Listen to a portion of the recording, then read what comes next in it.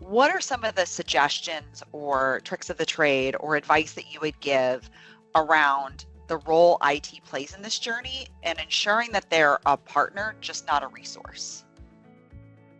Yeah. I think it's crucial to bring IT along. I think there's a misconception out there that says, oh, because we're purchasing a technology solution, or IT people sort of get a break in the entire process. And it's actually quite the opposite, right? They're going to be an integral part of those conversations. So some of the things to really pay attention to and make sure you keep in mind is that your IT resources are going to be critical in figuring out things like single sign-on requirements for your portals, integration of data feeds, and reporting needs. They are the resources that understand how their systems and their entire architecture is going to integrate and interact with the ecosystem of the SaaS solution.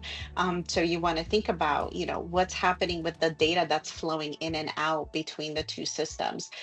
You got to worry about your HRIS files for your, demographics and eligibility. You've got payroll, you've got timekeeping. You potentially have other vendor platforms for which you're gathering information. And that's really important to remember. Some of the other things that your IT team is going to be responsible for is also assessing um, where the data needs to go, what kind of data mapping needs to exist. If you are taking data from your SaaS provider, where is it going and how it's going to map internally to your systems. And they're also going to help with testing and direction. Some other things to also consider is the ancillary products that you may be enabling between yourself and your SaaS vendor. So think about eFax solutions, right? That's a totally different component, or telephony and print centers. So to really have that comprehensive leave and disability management system, you are likely connecting to other systems that are also feeding information. So it's not just a simple two-way street and exchange of information. It really is an entire ecosystem, and your IT resources are going to be very important in identifying how those systems are going to all talk to each other so that you have a very seamless and positive experience through the interactions that your employees are going to have.